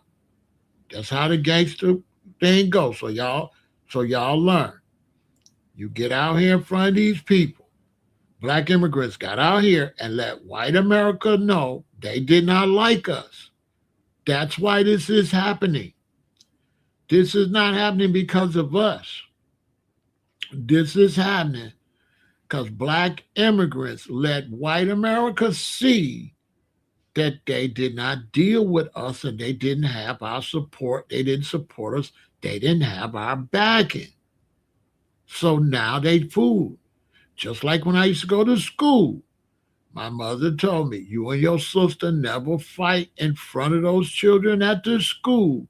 Because when they see y'all not unified, they going to beat up both of y'all. This is just how it go. This has nothing to do with us. They are going to get deported throughout because they did not show us any love, and they showed that they was out there by themselves. So to do with the Malcolm X, you not that. You're not no revolutionary tactician. Don't use Malcolm X. And Malcolm X would not approve you using him with no U.S. flag either. He wouldn't support that. And this is Big Pharaoh. And your name is Akuba Lakako Baduga Mahajili.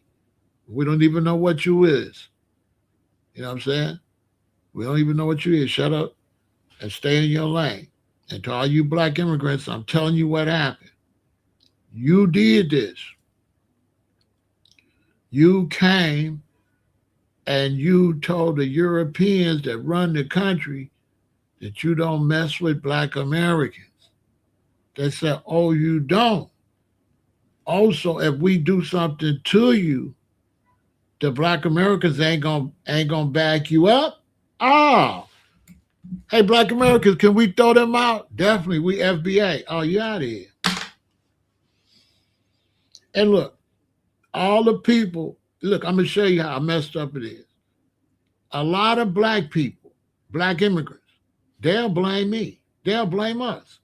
They won't take no responsibility that they got out there on an island. They went out there, black immigrants went and stood on an island. I'll tell you something else. I'm gonna ask y'all a simple question. In the United States, simple. Are the Haitians, Jamaicans, and Trinidadians united? Put a yes or a no in the chat.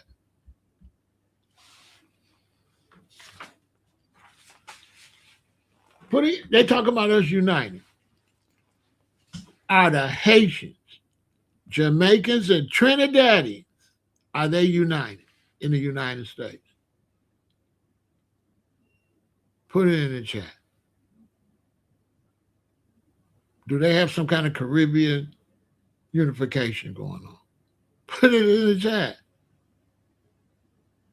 I think that's a decent question.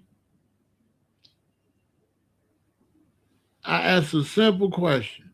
Are the Haitians, Jamaicans, and Trinidadians united? Second question. Are the Jamaicans throwing out the Haitians right now?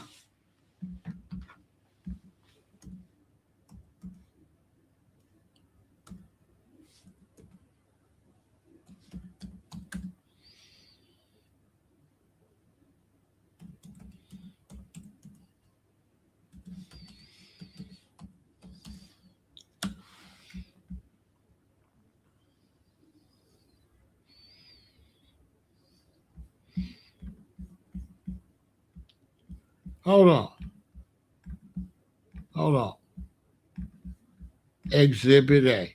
In recent years, Jamaica has faced scrutiny for human rights organizations for the forced repatriation of Haitians, asylum seekers fleeing catastrophic violence. Instead of granting asylum, Jamaica authorities have frequently been detained and returned arriving migrants, citing immigration breaches or lack of valid authorization to remain on the island. Jamaica been throwing them out.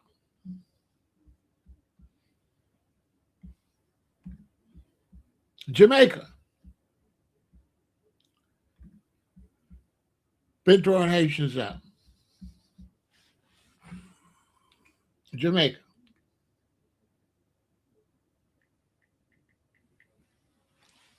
Right now.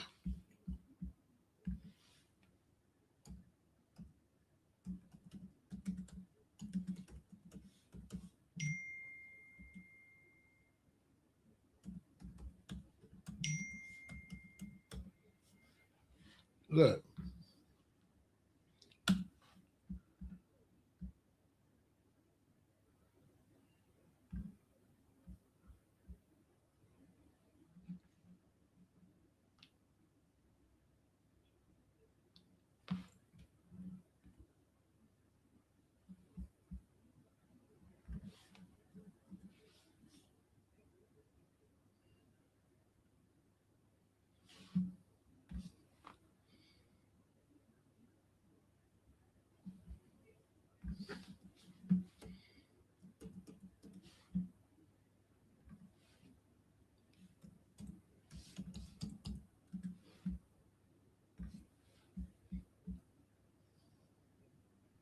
Hold on. Let me show you. Everybody talking about what black Americans should do. Look, Jamaica has consistently refused and deported Haitian refugees, notably repatriated groups arriving by boat, such as the 37 Haitian asylum seekers who arrived in Portland in 2024.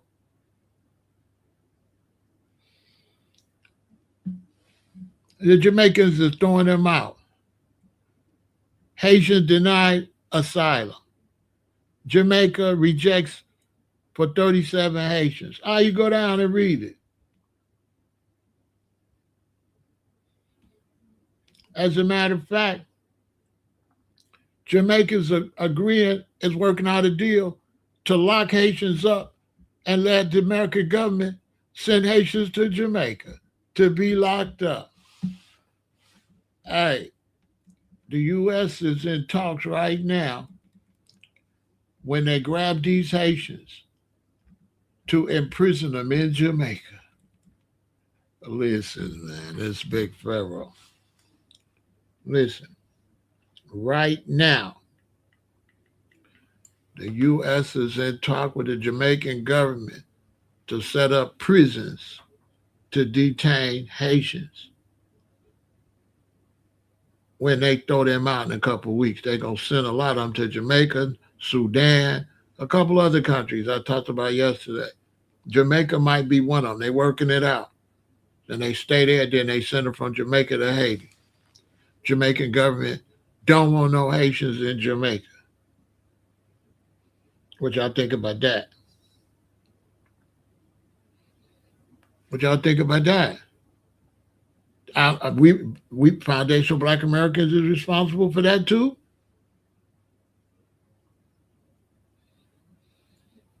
That's our fault too.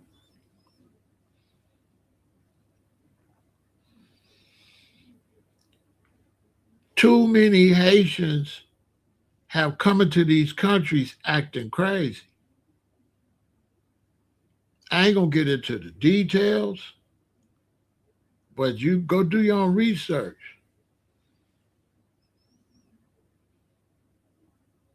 They didn't really come into the country acting appreciative. I'm just telling you.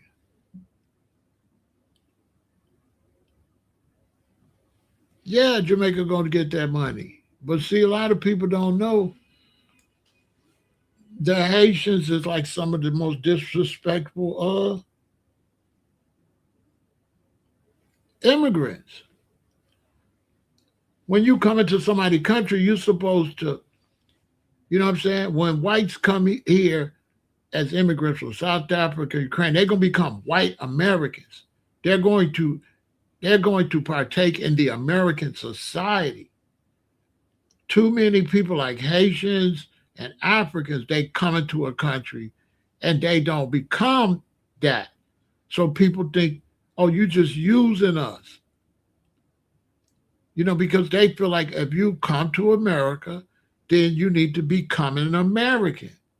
But them kind of people like Haitians, they come to America, but they want to still be Haitian. They want to honor Haiti. They want to wave Haitian flags. Don't you know back in the 1700s, that would have been treason. Like you can't go to nobody else's country and wave your flag. A lot of young Black Americans, y'all don't know. When you put your flag up, that means you conquered somebody. What did it say? That our flag was still there. Oh, say. So when they look and see the American flag up, that means they still own their land. If they would have looked up there and seen the French flag, what that would have mean? That would have meant America lost the war. So when you come to America and you waving the Mexican flag, that's a sign of conquering. You saying you conquered that nation. Now, blacks and other people, white people know that. But see, the Hispanics and the blacks, they not educated like that. They don't got that education. They don't know. When you wave another flag, that's a sign that you conquered the place.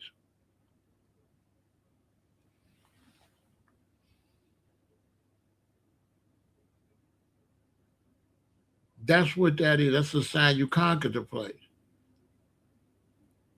The reason America let them do it because as long as it's just celebratory of your original heritage, they'll let you do it. But then afterwards, if your actions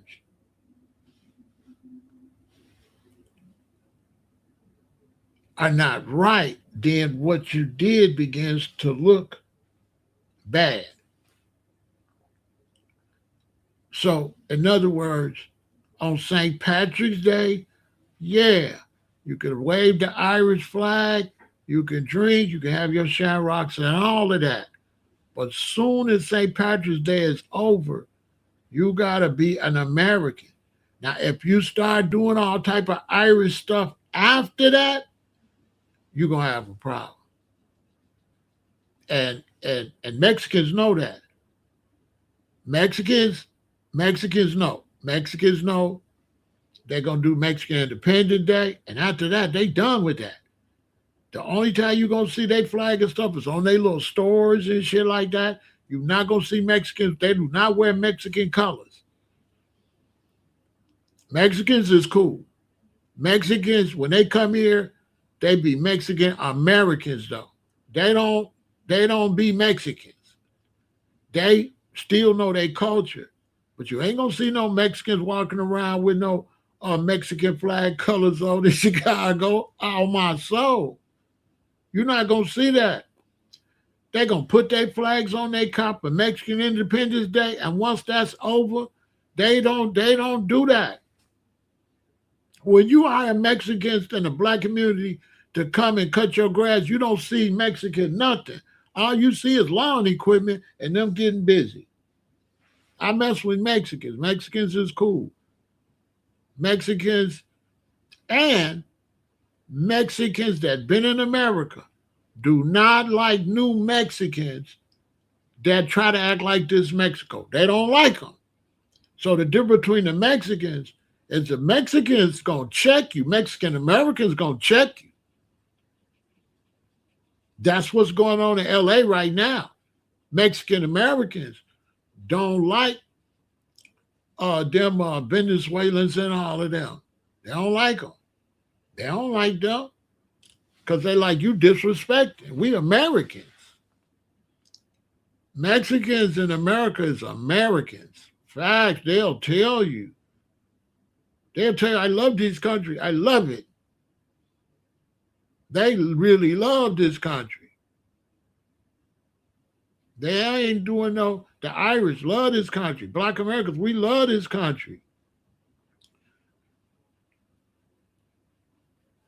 The Africans got to get together because too many Africans don't act like they love the country.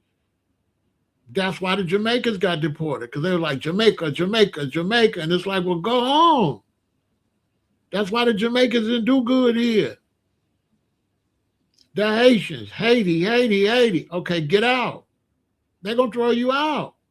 The Somalians. They come here and everything is Somalia.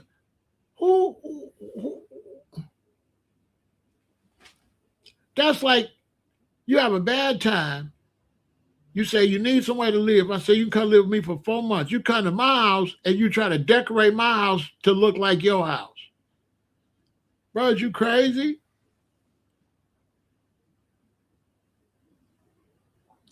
The Africans are horrible at it. They never, everywhere they go, nobody like them.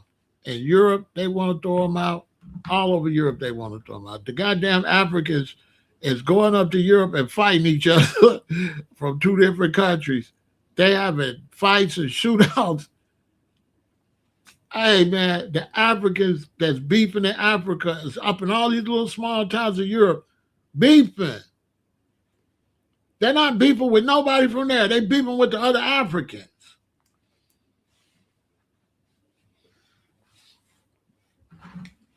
My boy gonna come and do a live with me because my boy he from Senegal. Him and his brother, they gonna do a live with me. I think next week or whatever when they get back to town. They gonna talk about it because they be pissed at Africans. They be pissed. My boys from Senegal, they be pissed at Africans because they've been here a long time. They don't like the new Africans. They say the new Africa is messing everything up. Same thing with my boy from Belize. He said these people messing everything up.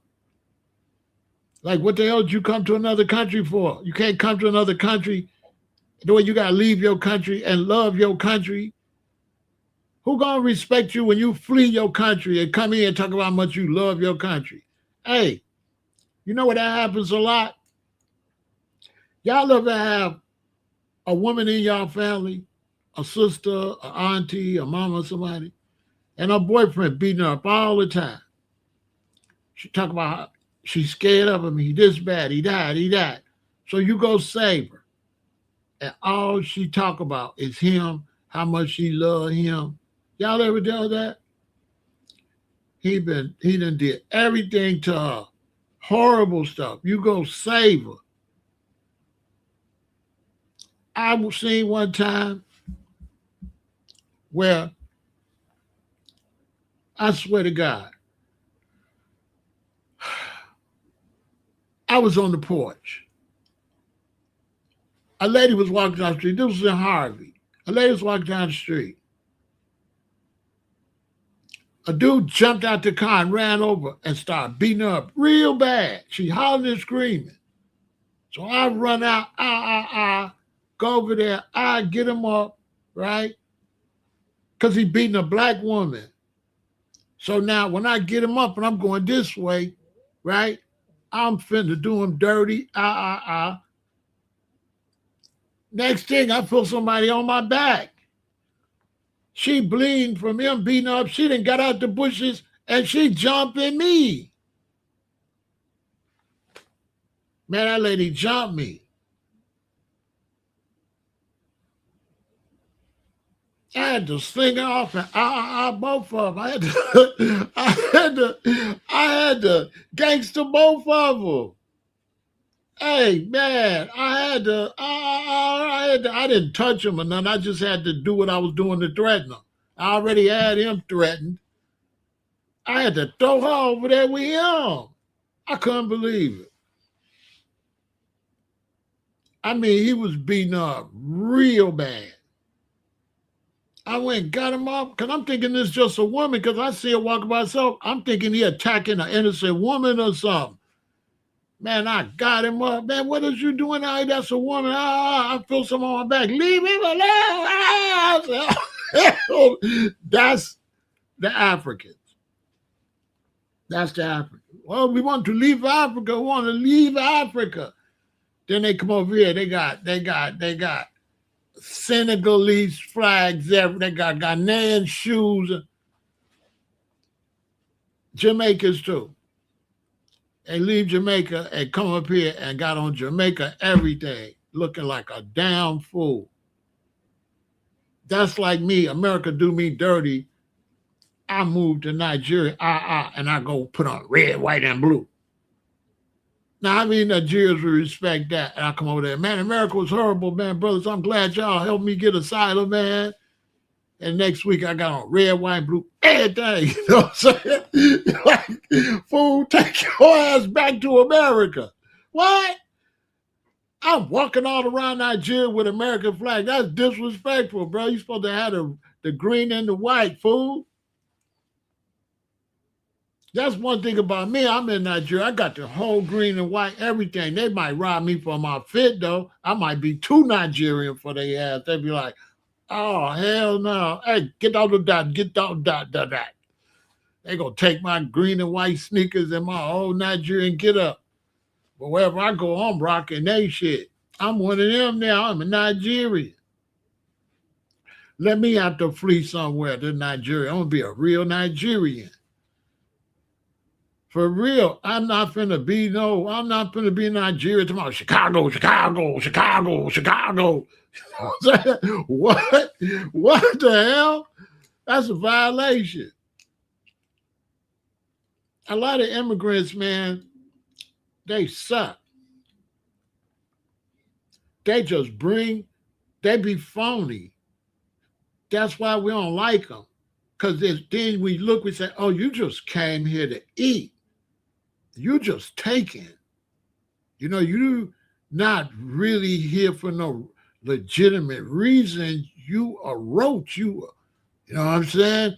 You a mosquito. You a bloodsucker. Oh, you just trying to eat off for the people here. You trying to eat off our tax dollars. Oh, you gotta go. You gotta go. Watch immigration gonna be go bad because especially they came to a country that don't. You know what I'm saying? They don't understand. Immigrants in America don't understand. Like, bruh, this is 2026. Cost of living getting high. Things getting a little tense. Housing getting almost a little unaffordable. People sleeping in their cars.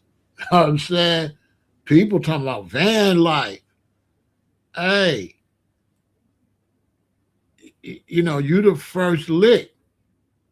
The first thing they gonna think a white man, I'm over here sleeping in my car. Here go this Haitian or here go this African in my country. I mean, anybody with any sense know how that's really gonna turn. We all know how that's gonna turn out. Me, I'll be honest, if I was an immigrant and there was some kind of way it was obvious, I would probably be going back home. Only way I stay, for sure, if I'm a black immigrant, I'm speaking all American.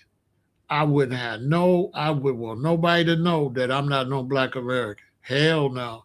Nah, I'm one of y'all. See, because boy, that's the first people they go. Hey man, let things get tight. They gonna find out.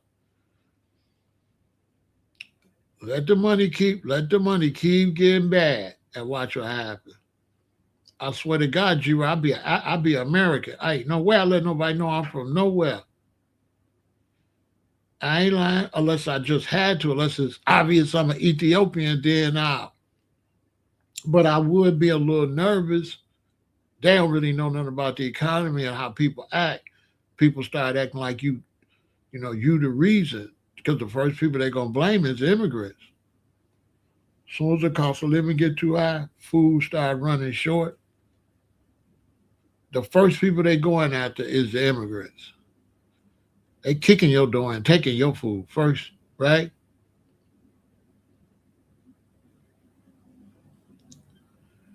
Do I think this administration gonna throw all the Africans out? First they gonna throw out the ones that was supposed to leave. And once they throw all these Haitians and stuff out, they're gonna throw all them Africans out. They're gonna make them leave. They're gonna fire them and they ain't gonna hire them no more. They're gonna fire all of them. Cause we got a lot of Nigerian doctors and shit like that. They're gonna fire them. They're not gonna let no black dude take no white man's spot. Blacks from somewhere else, they, you know what I'm saying? There's only one black group that's an expert on white people in this world.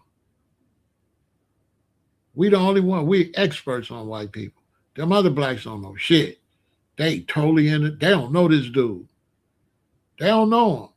The British know a little bit, but you gotta understand the British is dealing with a much softer version, a much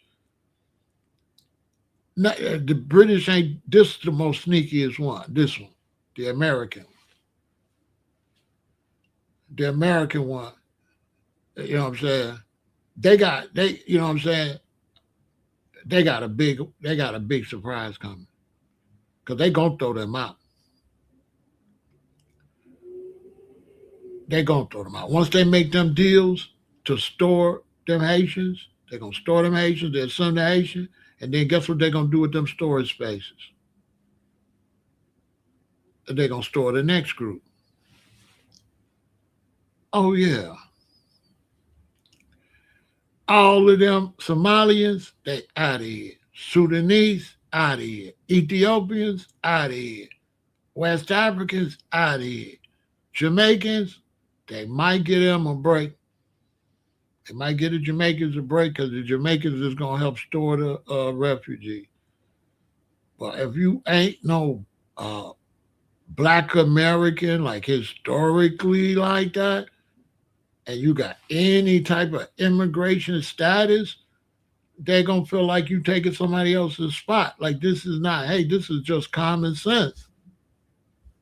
They're gonna be like, we want that spot. You gotta go. I mean, that's common sense, you know what I mean? Real talk. So you know what we do. We standing on business and it's FBA all day over here. Support the channel.